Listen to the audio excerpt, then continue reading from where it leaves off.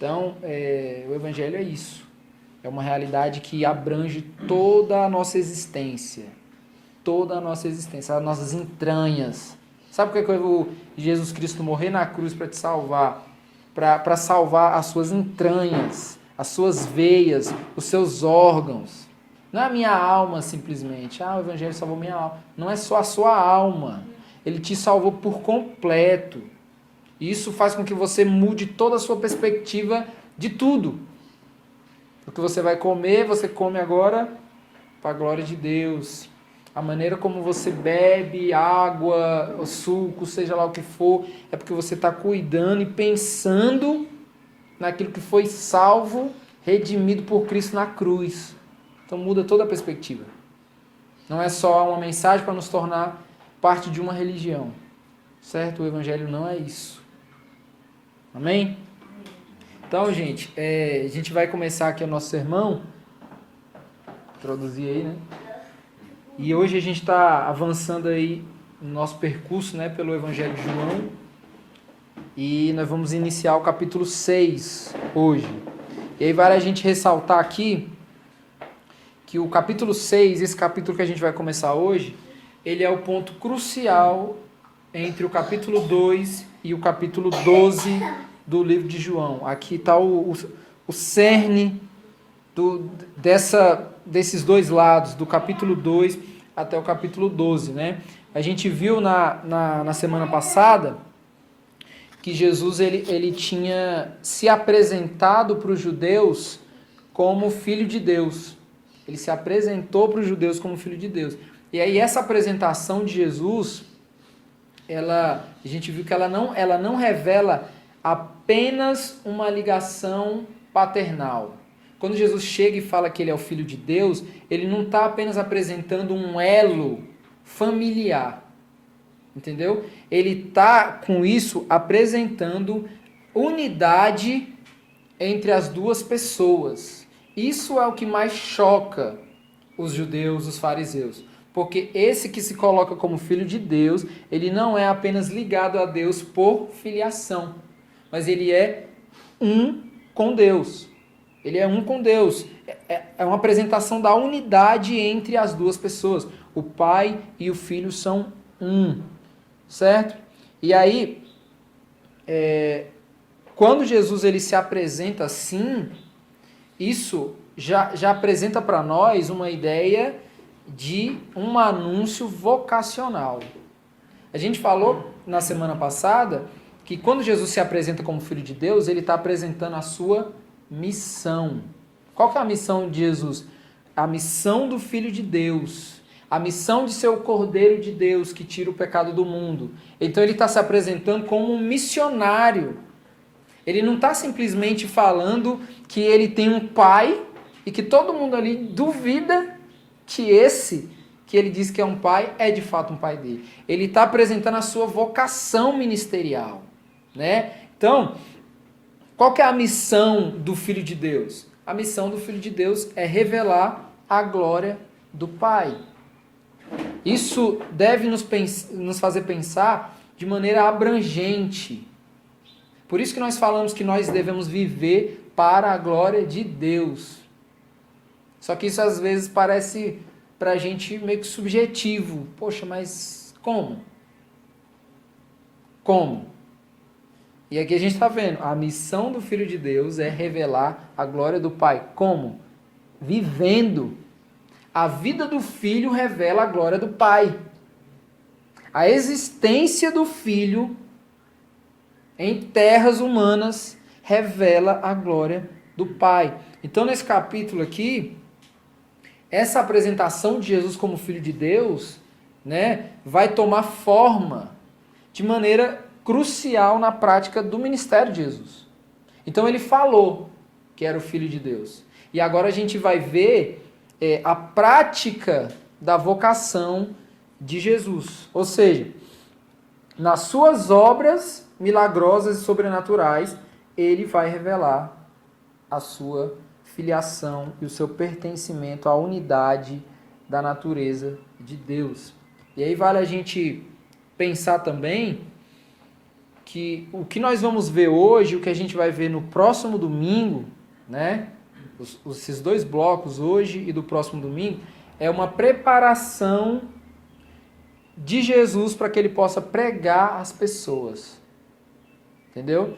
O que vai acontecer nesse episódio e no próximo domingo é só uma preparação para o que Jesus está querendo. O que Jesus está querendo? Pregar para as pessoas. O interesse dele, é ajuntar. O interesse dele é reunir as pessoas para que ele pudesse comunicar. E é muito interessante isso na prática, porque a gente vai ver no decorrer desse sermão e desse episódio, da história que acontece aqui, o porquê do interesse de Jesus em fazer o que está fazendo de acordo com o que ele vai falar para as pessoas. A gente vai ver que as coisas elas estão totalmente interligadas aqui, certo? Então a gente vai ler o texto aí do capítulo 6, queria que você abrisse sua Bíblia aí. Capítulo 6, a gente vai ler do 1 até o 15. João, capítulo 6, do versículo 1 até o 15. Queria que você permanecesse aí com a sua Bíblia aberta também durante a exposição, certo? João 6, do 1 ao 15.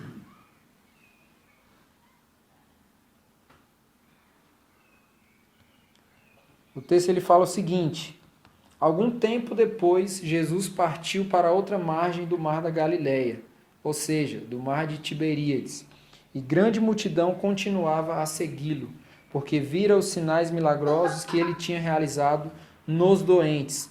Então Jesus subiu ao monte e sentou-se com os seus discípulos. Estava próximo a festa judaica da Páscoa. Levantando os olhos e vendo uma grande multidão que se aproximava, Jesus disse a Filipe: onde compraremos pão para esse povo comer? Fez essa pergunta apenas para pô-lo à prova, pois já tinha em mente o que ia fazer. Filipe lhe respondeu: 200 denários não comprariam pão suficiente para que cada um recebesse um pedaço. Outro discípulo, André, irmão de Simão, Pedro, tomou a palavra. Aqui está um rapaz com 5 pães de cevada e 2 peixinhos. Mas o que é isto para tanta gente? Disse Jesus: mandem o povo assentar-se. Havia muita grama naquele lugar e todos se assentaram. Eram cerca de 5.000 homens. Então Jesus tomou os pães, deu graças e os repartiu entre os que estavam assentados, tanto quanto queriam, e fez o mesmo com os peixes. Depois que todos receberam o suficiente para comer, disse aos seus discípulos: ajuntem os pedaços que sobraram, que nada seja desperdiçado. Então eles os ajuntaram e encheram 12 cestos com os pedaços dos 5 pães de cevada deixados por aqueles que tinham comido. Depois de ver o sinal milagroso que Jesus tinha realizado, o povo começou a dizer: sem dúvida, este é o profeta que devia vir ao mundo. Sabendo Jesus que pretendiam proclamá-lo rei à força, retirou-se novamente sozinho para o monte. Vamos orar então. Deus, nós te agradecemos pela leitura da tua palavra, te pedimos que o Senhor nos oriente, nos dê discernimento para compreender, para a revelação do teu coração aqui nessa palavra, Pai. No nome de Jesus, eu te peço e te agradeço. Amém. Gente, hoje o tema desse sermão, do nosso sermão, como vocês viram lá no post do Instagram, é a graça e o pouco que sobra. Esse é o tema que a gente vai trabalhar hoje aqui. E quando a gente pensa sobre a graça, uma das coisas mais importantes para a gente pensar sobre ela, além de que ela favorece quem não merece, né, sempre é o que nós pensamos, né, a graça é o favor merecido. Então, além disso, além dela favorecer quem não merece, ela é algo inesgotável. Inesgotável. Para a graça fazer sentido na nossa cabeça, em relação ao sacrifício de Cristo na cruz, a gente deve pensar na realidade de que Jesus ele tomou sobre ele todos os nossos pecados. O meu, o seu, o do fulano, o do outro, do outro, do outro, e de todos. Ele tomou muito pecado, colocou sobre as suas costas. Muita culpa. Ele nos representou, né, onde nós deveríamos estar. Então, quando a gente pensa sobre a graça, a gente deve pensar na graça como algo inesgotável. Só é possível uma graça ser inesgotável, a gente entender a graça como algo inesgotável, se a gente pensar no tamanho da nossa ofensa. Se nós pensarmos no tamanho da nossa ofensa, a gente vai subir o nível do nosso entendimento sobre a graça. Principalmente se a gente for fazer uma análise de si, e você fazer uma análise de si. E eu sei que eu tenho pecado, você tem, você tem, você tem. Então quando a gente começa a pensar nesse mar de pecados, a gente olha para a graça e enxerga a graça como algo inesgotável. Ou seja, a graça de Deus, ela não é algo digno de contabilidade. Nós não podemos olhar para a graça e tentar contar o tamanho, medir o tamanho dessa graça. Porque a graça, além de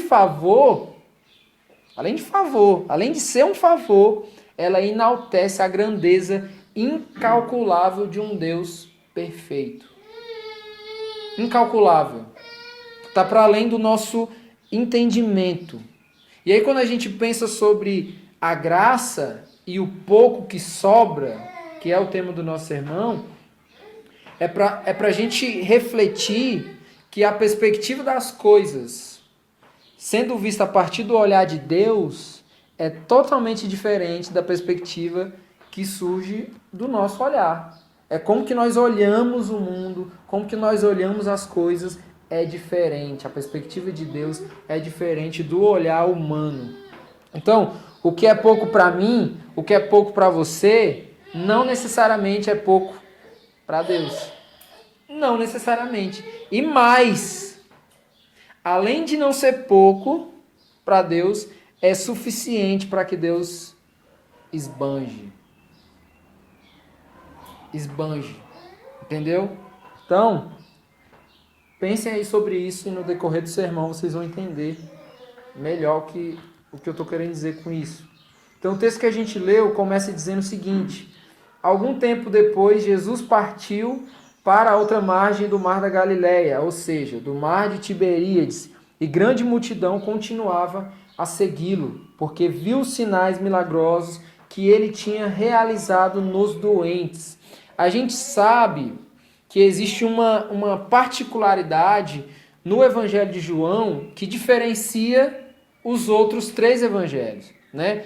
Nos outros 3 evangelhos, os textos eles costumam ser parecidos, eles costumam ser semelhantes, mas visto de olhar diferente e apresentado para um povo diferente, uma outra galera, certo? A gente sabe disso. E nesse episódio aqui, João ele teve o propósito de relatar as ações aí sobrenaturais de Jesus, que aqui no caso é multiplicar os pães, né, os peixes. E aí na sessão posterior, do próximo domingo, a gente vai ver Jesus ele andando sobre as águas, né? Então a gente vê aí 2 sessões que apresentam ações sobrenaturais de Jesus. Tudo isso Jesus faz porque, tudo isso João apresenta porque Jesus ele está preparando uma mensagem ao povo. Foi o que a gente introduziu falando. Jesus está apresentando ações sobrenaturais, Jesus está chamando a atenção do povo para anunciar uma mensagem. Jesus ele vai multiplicar o pão aqui, não é porque simplesmente ele quer mostrar que ele é poderoso. Jesus ele vai multiplicar o pão aqui para dizer mais na frente, lá no seu ensino, que ele é o pão da vida. Ele multiplica o pão e depois ele fala, olha, eu sou o pão da vida. Você vê o interesse de Jesus. Jesus ele vai andar por sobre as águas, né? mais aqui na frente, não é para mostrar, nossa, como ele faz coisas impressionantes, não é isso. E sim para dizer ao povo, depois de ter feito isso, que toda a criação, todo o universo se curva em obediência à sua voz. Então o que é que Jesus está querendo mostrar? Que ele é o Filho de Deus. E que ele não é simplesmente o Filho de Deus porque ele tem um elo familiar com Deus, mas porque ele é um com Deus. Você não vai ver Jesus chegando e falando assim, olha, eu sou Deus. Se ele chegando e falando que é o Filho de Deus, a galera já está tudo doida. Imagine se ele chega e fala assim, olha, na verdade, eu tenho duas naturezas. Eu estou aqui, vocês estão me vendo, vocês podem me tocar, fato, mas eu também sou divino. Também sou Deus. Imagina se ele chega assim, mas ele fala isso de alguma forma. Não diretamente, mas ele mostra isso de alguma forma. Mostrando que ele é igual a Deus. As atitudes, as ações, as obras são iguais. Entendeu? Então é isso. Jesus ele não faz nada para vangloriar-se. Todas as atitudes de Jesus, todas as intenções de Jesus são intenções missionais. Jesus é um completo ser missional, sabe? Que pensa de acordo com a sua vocação, que age de acordo com a sua vocação, que aproveita dos momentos, das circunstâncias, para mostrar que ele não está ali à toa. Cara, isso deve nos ensinar muita coisa.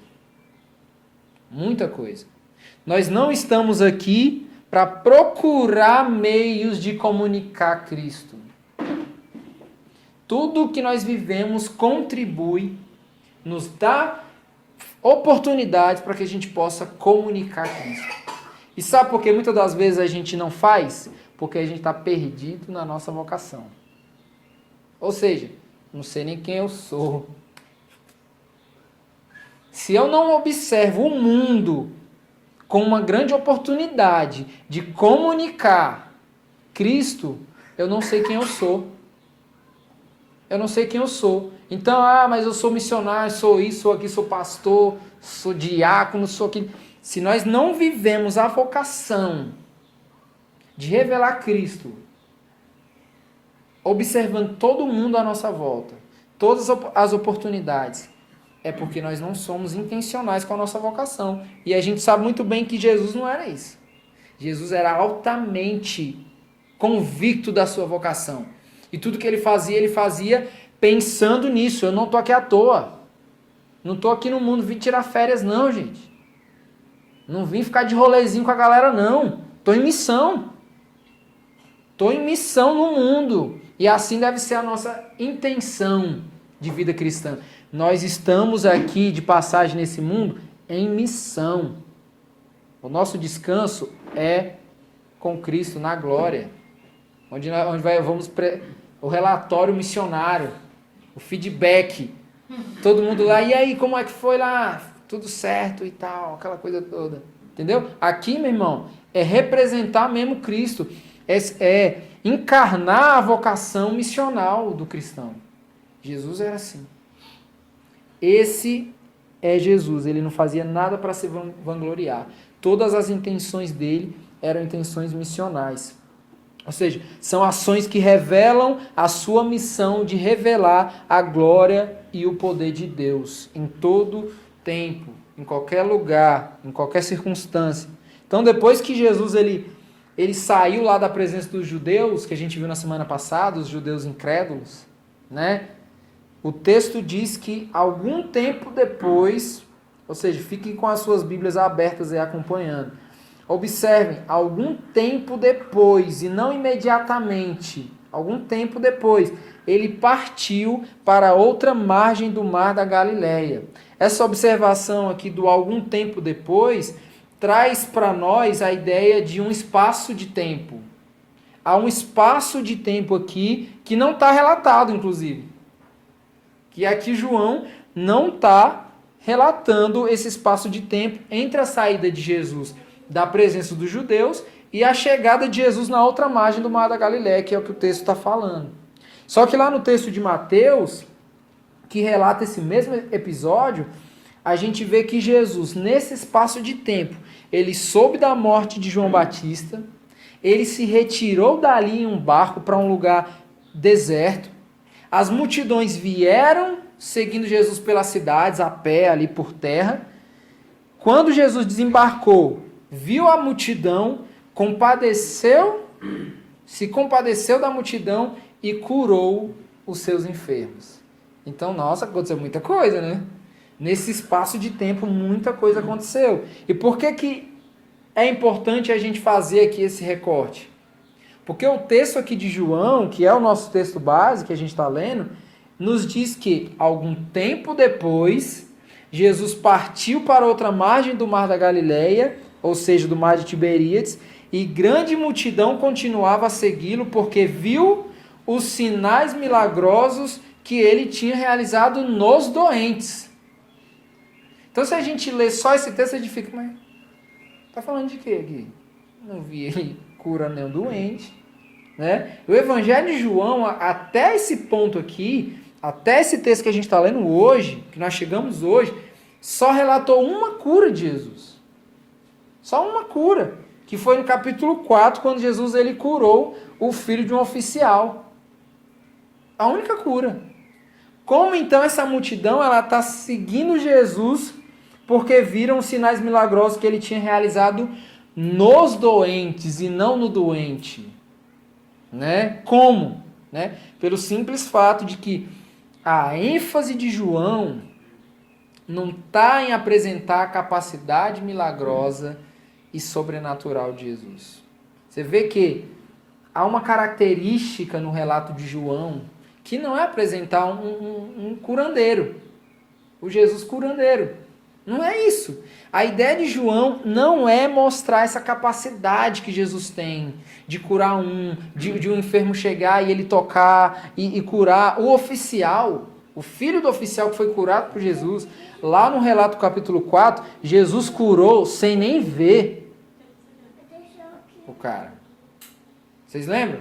Ele nem viu.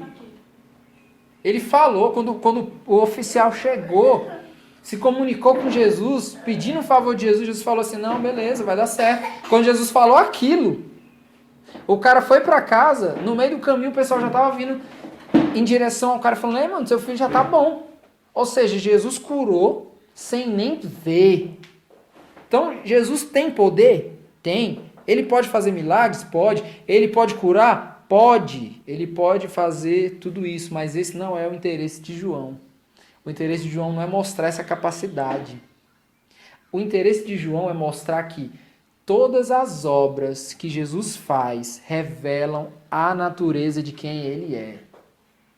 Então não é simplesmente ele faz porque é. Então o interesse é mostrar quem é e não o que faz. Esse é o interesse de João.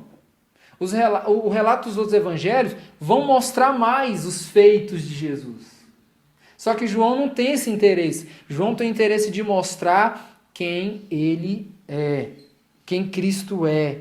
Dá para perceber a diferença? É uma diferença nisso, né? A fé, ela pode ser produzida pelos sinais que Jesus realizou. Ela pode, total. Mas o objetivo da fé não é esse. O objetivo da fé é compreender Jesus em sua totalidade. Não é o que ele pode fazer. É por isso que muitas das vezes nós não conhecemos a Cristo. Nós não conhecemos a Cristo. A gente falou aqui uma vez. Quando a nossa vida tá ok, Jesus é quem para nós? O leão. O leão da tribo de Judá. Nossa, o poderoso. Né? Quando a gente pensa em leão, a gente lembra logo do Rei Leão, né? Que fica lá no topo, lá, ó. Né? Poderoso. Então, quando a nossa vida tá boa, Jesus para nós é esse leão mesmo. Mas quando tá mal, Jesus é aquele gatinho que a gente... Sai daqui. Que fica roçando a nossa perna, a gente fica, sai. Quando a nossa vida tá mal, Jesus para nós é só esse gatinho ali. Por quê? Porque nós não compreendemos quem ele é. A gente não compreende quem ele é em sua totalidade. Então a nossa fé está baseada nas obras de Jesus e não em quem ele é. Entendeu? Por que você adora Jesus? Ah, porque ele me salvou.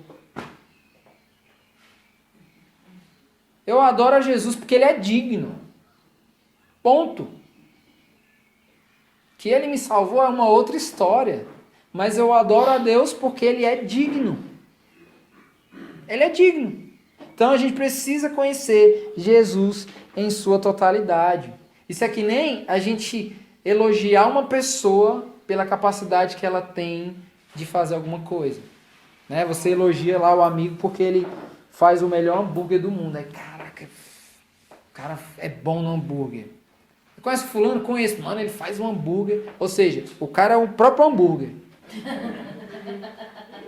Quem ele é pra você? O cara que faz o melhor hambúrguer. É ou não é? Porque a gente associa o que as pessoas são à capacidade que elas têm de fazer alguma coisa. As qualidades que elas têm. É por isso que nós temos dificuldade nos relacionamentos. Porque se a pessoa não tiver nenhuma qualidade, digamos assim, qual que é o nosso interesse em ser amigo dela? Qual que é o nosso interesse em se relacionar com uma pessoa que é mais difícil lidar com ela do que fácil? Qual que é o nosso interesse? Então, da mesma forma como que nós lidamos com os nossos relacionamentos, nós lidamos com o conhecimento sobre Deus, sobre quem Deus é, certo? Então, a ideia aqui dos escritos de João não é apresentar para o povo esse Jesus curandeiro. A ideia de João é apresentar o Filho, o Cordeiro de Deus, que tira o pecado do mundo. Então é uma abordagem diferente. E aí, falando sobre isso, a gente vê que essa multidão, ela estava seguindo Jesus porque viu os sinais milagrosos. A multidão estava seguindo Jesus por causa disso. Né? Surgiu um anseio ali de seguir a Jesus por parte desse povo, porque de alguma forma eles foram convencidos de que Jesus era um grande profeta e que tinha sido enviado por Deus. Então as ações de Jesus ali fizeram o povo pensar, lembrar do passado, lembrar das profecias do passado e, opa, agora eu estou entendendo, ele é um profeta enviado por Deus. Entendeu? E como a gente percebe esse anseio aqui, esse ardor aqui, por estar ali com um possível profeta enviado por Deus, vindo da multidão? Pela situação. Olha a situação. Região desértica. Certo? Está anoitecendo. O pessoal está distante da cidade.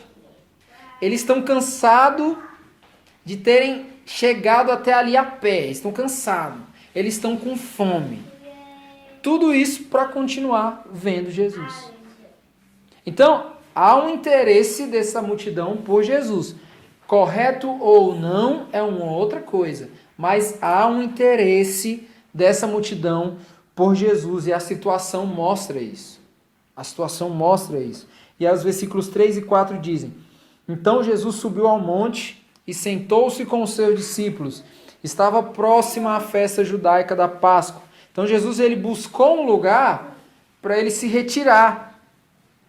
O cenário aqui, gente, é que Jesus está em um momento de descanso. Jesus está em um momento que ele se retirou da presença das pessoas, porque ele estava descansando e esperando a festa da Páscoa. E aí o texto segue dizendo: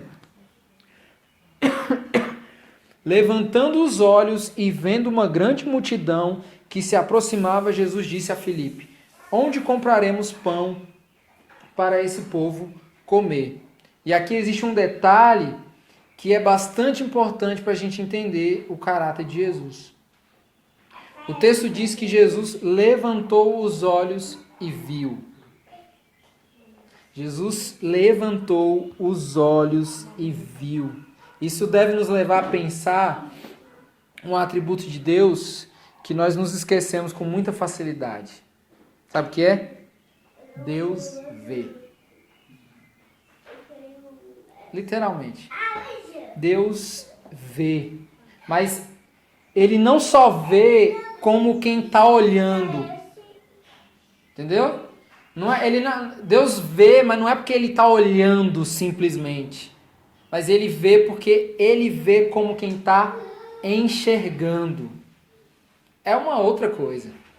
Isso é uma outra coisa. A gente está constantemente vendo as pessoas.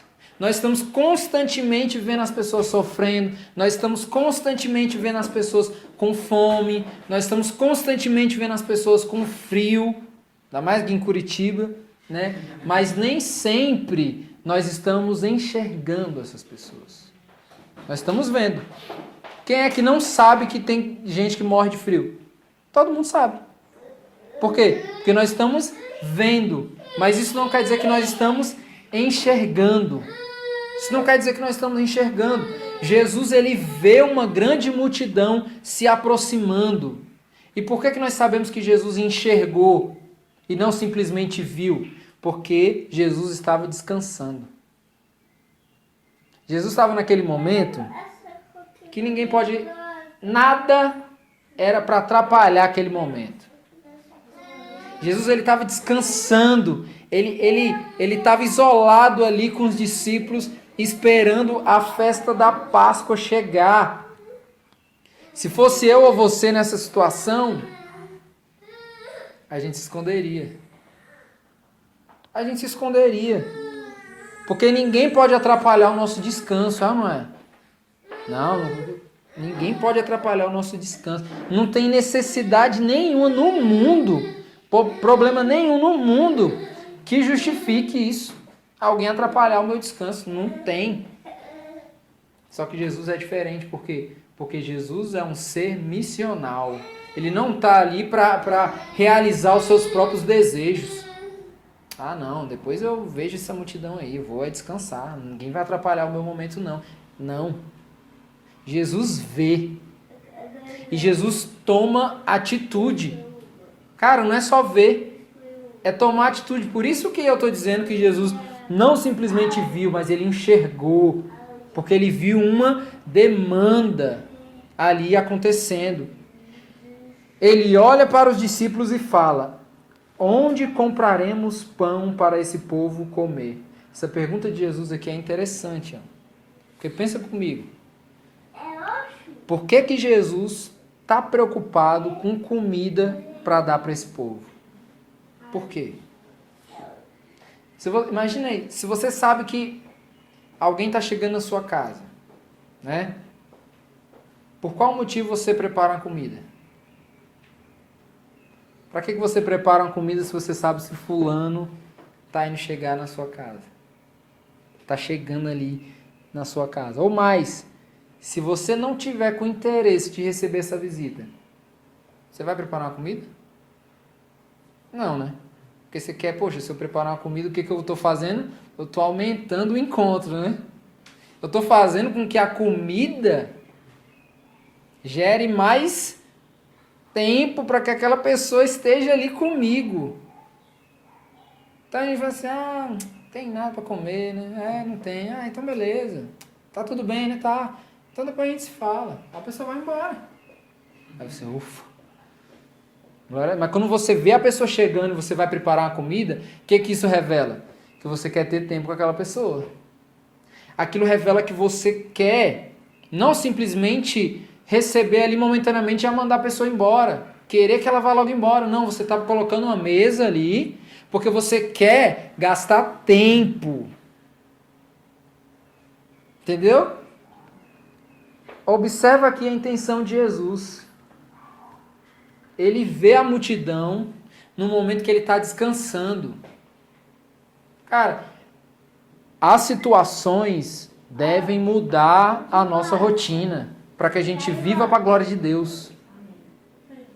Se as situações não bagunçarem a nossa rotina, se a gente vive no automático, não vou poder fazer isso agora. Poxa, o cara está com fome, não, mas agora não dá, porque é justamente no momento que eu me programei aqui na minha agenda de assistir um filme. Então, eu posso até fazer isso num outro momento, mas eu não posso quebrar aqui a minha rotina. Entendeu? Se a gente vive nesse automático, se a agenda de Deus não bagunça a nossa agenda, cara, a gente tem que repensar muita coisa. Então imagina aí, Jesus está descansando no monte. Ele vê a multidão. Se ele não é um ser missional, intencional, ele vai se esconder. Eles não podem me ver não, senão eles vão querer ficar aqui. Ai, meu Deus do céu. Vão querer ficar, querer que eu cure, vai querer que eu faça isso, querer que eu faça aquilo. E eu estou no momento de descanso. Mas o texto diz que quando Jesus viu, primeiro, Jesus levantando os olhos, viu a multidão, olhou para os discípulos e falou assim, onde nós vamos comprar pão para tanta gente?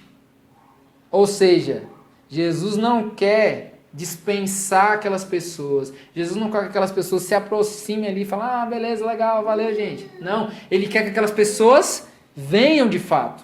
Ele está atraindo a atenção daquelas pessoas, ele quer que aquelas pessoas estejam ali. Mas não para ele mostrar que ele é milagroso, que ele é poderoso, nada disso. Mas é para ele apresentar quem ele é. Quem ele é? O pão da vida. É por esse motivo. Essas são as intenções ali. Então Jesus estava descansando ali, em um lugar afastado, mas Jesus toma as atitudes baseadas no seu propósito vocacional. E não de acordo com a sua necessidade. Não, eu tenho que descansar agora. Não! Jesus sabe que a multidão não vai apenas passar por ali. Entendeu? Mas que vão gastar tempo ali com Jesus. A comida ali é apenas um detalhe para o banquete espiritual que Jesus está planejando. É só um detalhe.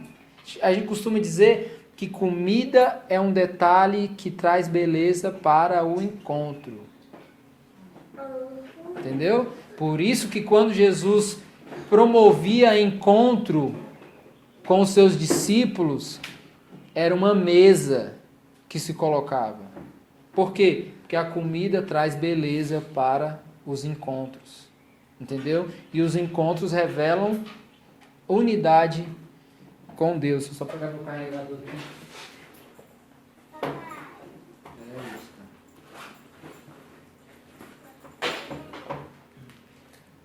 Certo, gente? Entendendo até aí? Só um momento.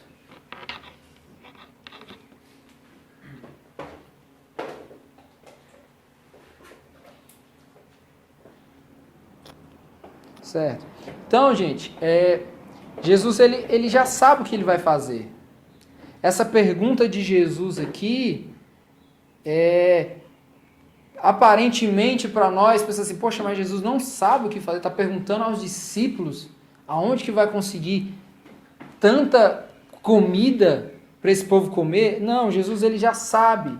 O texto diz que Jesus faz isso não porque não sabia, mas para provar os discípulos, para ver se os discípulos estão entendendo o que Jesus está fazendo, para ver se os discípulos conhecem quem ele é.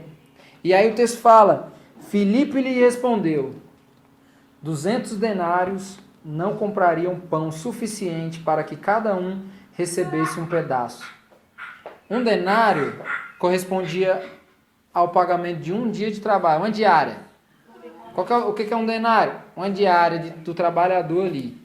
Filipe está dizendo para Jesus que o valor de 200 diárias de trabalho, nos dias de hoje, né? Quase um ano de trabalho, né? Imagina aí, quase um ano de trabalho do seu salário, certo? Quase um ano, 200 dias do ano, o valor de 200 diárias do seu trabalho não seriam suficientes, pelo menos, para que cada pessoa ali comesse um pedacinho de pão. Entendeu? Aqui, ó, é a junção de duas coisas, essa fala aqui de Filipe. Primeira coisa, os recursos financeiros que os discípulos administravam ali para a missão era pouco. Novidade, né, gente? Novidade que os recursos da missão são poucos, né? Mas a gente vê aqui nitidamente os recursos missionários, financeiros, que os discípulos administravam ali na missão eram pouco. E a segunda coisa aqui para a gente pensar, a junção dessas duas coisas. A multidão de fato era uma multidão. Tanto os discípulos estavam lisos, ruim de grana, como essa multidão era uma multidão. Não era uma assim, e aí, tinha quantas pessoas? Ah, tinha uma galera. Não era uma galera, era uma multidão de fato. E aí o texto diz, chega outro discípulo, André, que é o irmão de Simão Pedro, tomou a palavra e falou: aqui está um rapaz com 5 pães de cevada e 2 peixinhos. Mas o que é isso para tanta gente? E aí disse Jesus: mandem o povo assentar-se. Havia muita grama naquele lugar e todos se assentaram. Eram cerca de 5.000 homens.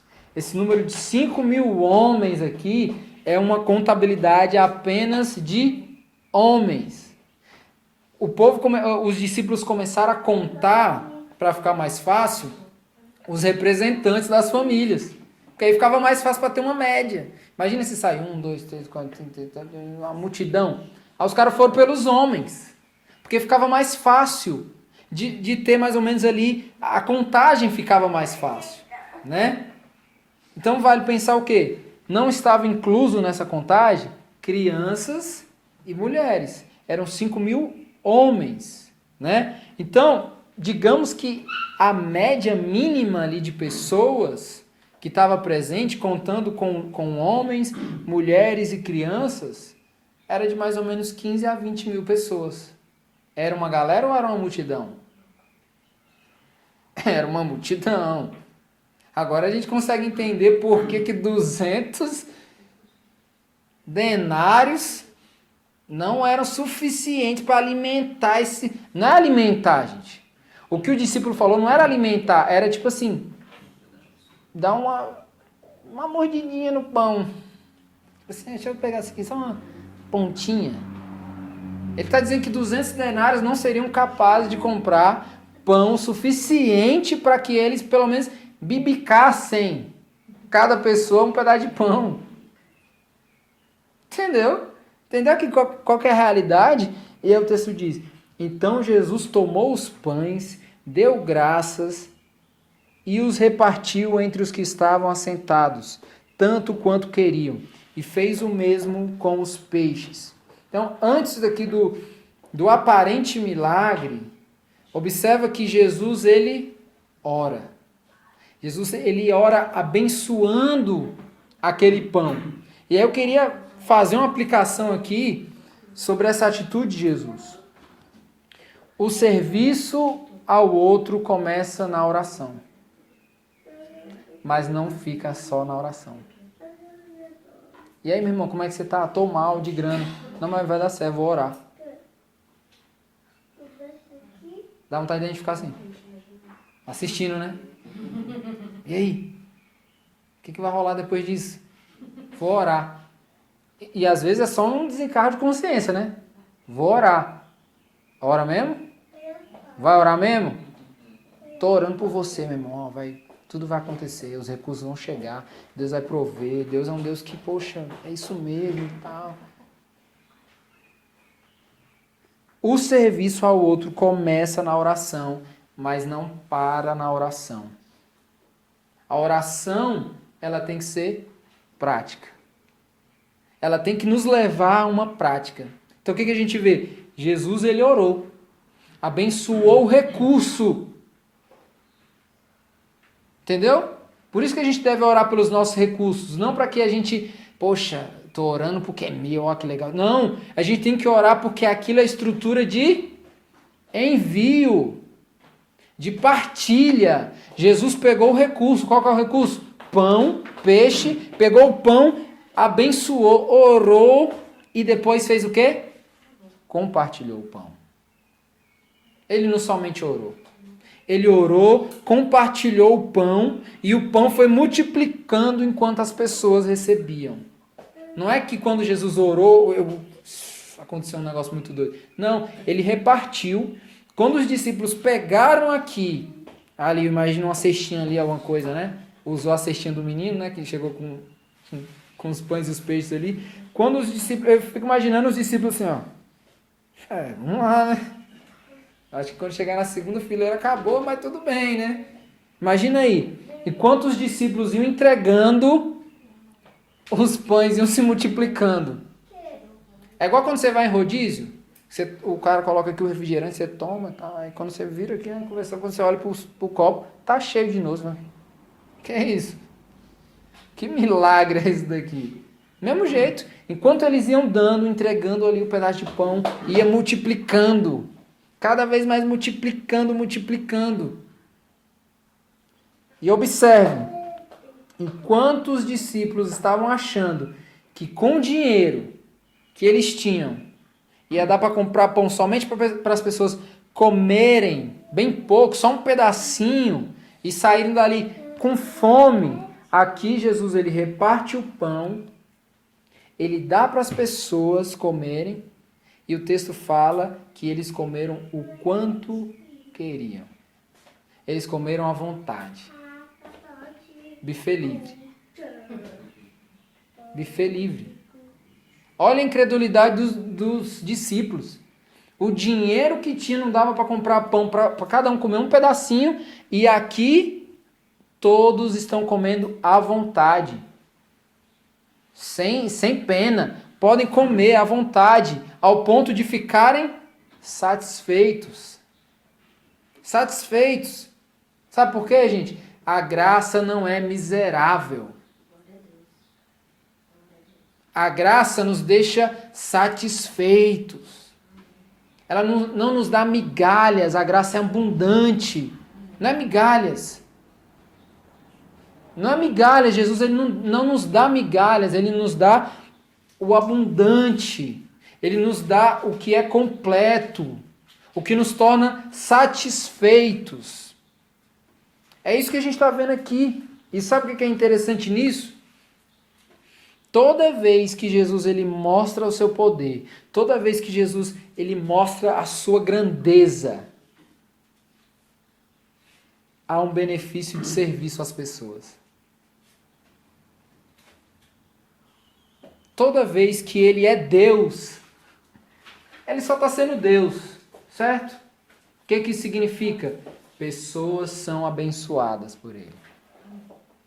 Toda vez. Sabe por que nós somos abençoados por Deus?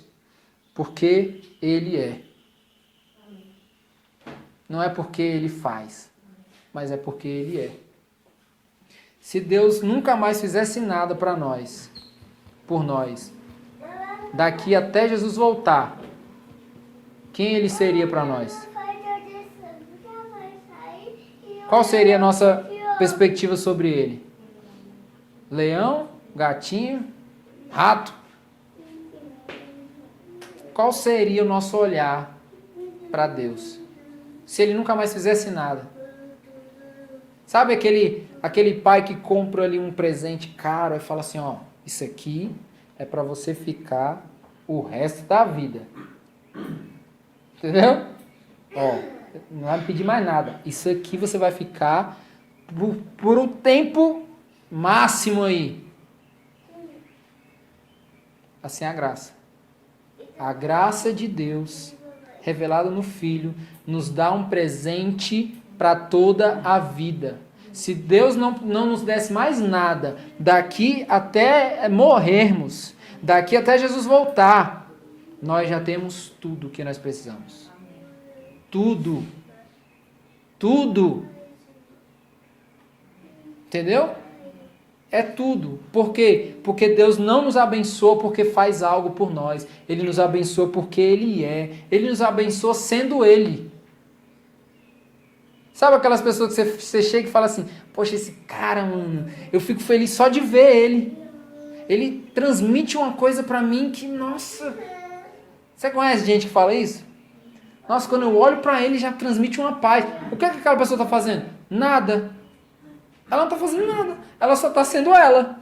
E ela está abençoando outras pessoas. Assim é a nossa relação com as bênçãos de Deus. Nós somos abençoados por Deus. Tipo assim, Deus assim, parado. Não tá fazendo nada. Nós somos abençoados por Ele. Por quê? Não é o que Ele faz, é o que Ele é. É o que Ele é. E aí o texto diz, depois que todos receberam o suficiente para comer, Ele disse aos seus discípulos, ajuntem os pedaços que sobraram, que nada seja desperdiçado. O que foi que eu disse? Como que é o tema do nosso sermão? A graça e o pouco que sobra. A graça e o pouco que sobra. 5 pães, 2 peixes, sendo apresentados ali com desprezo, né? Porque o cara chegou e falou assim, Jesus, tem ali um menino ali, que chegou aí, tem 5 pães e 2 peixes, né? Tipo assim, é mais a nível de informação, sabe? Não é assim, eu acho que vai resolver. É só para dizer mesmo, assim, entendeu? Descrendo ali de alguma coisa, né? Mas a graça de Deus pega o quê? O pouco. A graça de Deus pega o pouco, transforma em um muito que sobra. Então a graça é que escorre. A graça de Deus é um balde cheio de água, transbordando, que não é capaz de comportar ali dentro daquele balde. A graça de Deus faz isso. Pega um pouco e faz desse pouco um muito que sobra. Entendeu? E aí o povo tem lembrança dos seus antepassados. Esse evento aqui, onde Jesus está alimentando aqui a multidão, faz uma conexão aqui ao povo do evento onde Moisés alimentou o povo no deserto. Domingo passado a gente estava falando, gente, Jesus falou para os judeus, comprovou a autoridade dele usando o exemplo de Moisés. Por quê? Porque todo o relato das Escrituras são um ensaio da realidade que é Cristo. O povo foi alimentado no deserto. É só isso mesmo? Não. É uma realidade de Cristo. Tudo isso que aconteceu no Antigo Testamento era um ensaio. Era um ensaio. O povo estava ensaiando o que iria se tornar real em Cristo. Então, o povo faz essa conexão aqui do povo no deserto sendo alimentado, uma multidão no deserto sendo alimentada, e agora Jesus alimentando o povo. Desde os tempos antigos, Deus ele demonstra o seu poder em cuidar das pessoas. Desde sempre. Porque é a mesma história, gente. O que a gente fala? A Bíblia não é um livro de várias histórias. A Bíblia é um livro de uma história. É uma história a Bíblia. Mas Moisés lá no deserto, sei o quê. E no Monte Sinai, e aquilo, sei o quê. É uma história que está progredindo na revelação. Até que se torne claro na pessoa de Cristo. Então, é óbvio, desde sempre, Deus ele demonstra o seu poder cuidando das pessoas. Porque o caráter de Deus não se opõe ao seu plano de redenção. Não se opõe. Tudo colabora, contribui para o processo da revelação, da redenção, da história da redenção. A maior prova de que Deus ele provê alimento que nos dá vida é ele entregando o Filho. É entregando o seu próprio Filho, que assumiu em si mesmo ali a nossa carne, né? Ele assumiu a nossa carne ali e nos deu a graça de nos alimentarmos do seu próprio corpo. O maior alimento que nós podemos ter, que vai nos saciar, é o próprio Cristo. É o próprio Cristo. Então eles os ajuntaram, os pães ali, e encheram 12 cestos com os pedaços dos 5 pães de cevada deixados por aqueles que tinham comido. 12 cestos.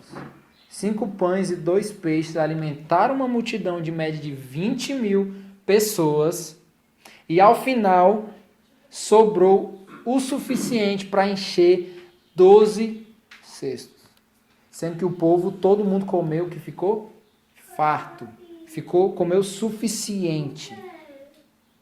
Entendeu? Jesus, ele não se preocupou apenas em alimentar o povo. Não foi essa somente a preocupação. Vou alimentar o povo. A preocupação de Jesus é, eu vou deixá-lo satisfeito. É muito fácil, gente. O cara chega na rua, tô com fome. Aí a gente já comeu metade da coxinha, a gente dá o resto ali e ainda sai. Opa! Por quê? Porque eu alimentei o cara. Não, você fez ali um serviço meia boca, né? Mas, será que a gente chega, mano, senta aqui. Você quer qual? Qual é que você quer? Você vai comer, você vai ficar satisfeito. Porque eu sentei aqui para comer e ficar satisfeito. Quando a gente chega num lugar, a gente quer sentar, comer e ficar satisfeito. E por que quando a gente vai oferecer para as pessoas, a gente só quer que eles se alimentem e não fiquem satisfeitos? Cara, a gente precisa conhecer Jesus. A gente precisa amar Jesus, encarnar quem Ele é. Ele não se preocupou somente em dar um pedaço de pão para essas 20 mil pessoas na multidão, não. Essa era a mentalidade dos discípulos. Os discípulos talvez fariam isso e ia sair cheios de si. Jesus se preocupou em deixá-lo satisfeito. Sabe o que isso se chama? Cuidado. Isso se chama cuidado. Por quê? Porque Deus cuida de nós. Deus, Ele cuida de nós. E Ele cuida como um verdadeiro Pai.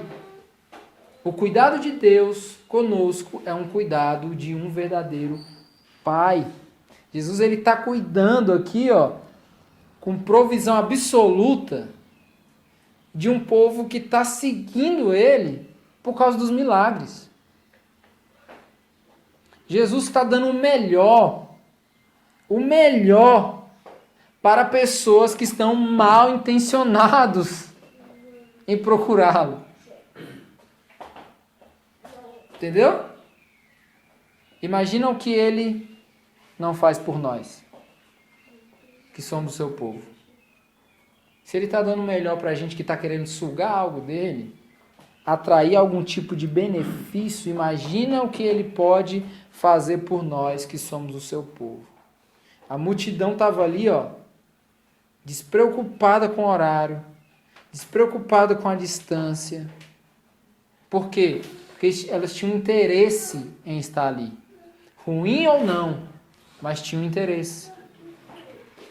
Tinham interesse. Por isso que não tinha preocupação de estar no deserto de noite, longe da cidade. Como é que a gente vai voltar para casa? Né? Não tinha preocupação nenhuma disso. A multidão não estava preocupada com nada disso. E aí quando a gente olha para nós, que nós dizemos que estamos seguindo a Jesus, não porque Ele tem nos dado alguma coisa. Nós caminhamos como quem estamos diferentes das atitudes da multidão. Não, mas a gente não, os cristãos, a gente não está no rolê por causa do que Jesus pode fazer, por causa dos sinais, por causa das coisas, igual a multidão. Não, nós somos discípulos. Discípulo não é multidão. A gente não pensa assim? Só que vivemos preocupados com o horário, vivemos preocupados com distância, para estar na presença de Deus, nós nos preocupamos se vai demorar muito. Vai demorar muito lá o culto. Porque se for demorar, não vai dar não para eu ir. Ah, mas é longe demais. Ixi, longe demais aí não dá. Por quê? Porque nós calculamos tempo, nós calculamos distância, nós retemos recursos, né? Porque eu vou gastar grana demais para chegar até lá. Fazemos tudo isso. E dizemos que nos achegamos a Ele pelo que Ele é. Cara, a multidão que estava se achegando a Ele pelo que estava vendo, não estava preocupado com isso. Eles não estavam preocupados com horário, com distância. Eles estavam querendo estar ali, com Jesus. Vendo ele fazer milagres, vendo ele curar as pessoas. Vendo tudo isso. Eles não estavam preocupados de como ia voltar. Não estavam, de verdade. E nós que dizemos que amamos a Deus pelo que Ele é, nós estamos preocupados como que nós vamos voltar do culto? Ô, irmão, peraí, né? Como é que vai ser? Se eu vou ter o que comer lá? Quanto tempo eu vou ficar lá? Se vai dar tempo de fazer isso, fazer aquilo? A gente deve repensar isso. Deve repensar.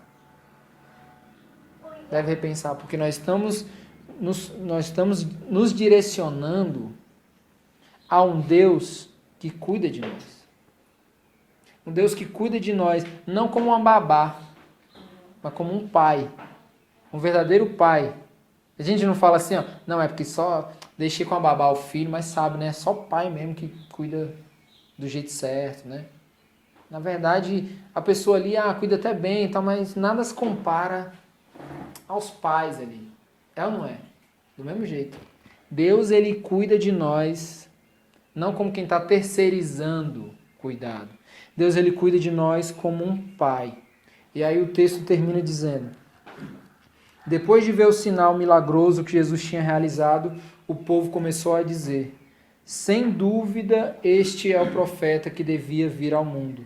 Sabendo Jesus que pretendiam proclamá-lo rei à força, retirou-se novamente sozinho para o monte. Então, o povo sabia que Moisés tinha dito que do meio do povo se levantaria um profeta que era semelhante a ele, né, a Moisés, e que o povo deveria ouvi-lo, né? De fato, Moisés estava falando de Jesus quando Moisés falou isso, né? Mas o povo está identificando Jesus como profeta, mas tem o objetivo de torná-lo rei. Então, quando Jesus, o texto diz que Jesus se retirou sozinho para o monte quando ele percebeu a intenção do povo. Por quê? Em outras palavras, Jesus ele fugiu dali às pressas, ao ponto de que ele estava com os discípulos e ele fugiu sozinho. Ele saiu dali sozinho, ou seja, ele saiu às pressas dali. Por quê? Porque o reinado messiânico de Jesus não é político. O povo olhou para Jesus e, vai ser o rei.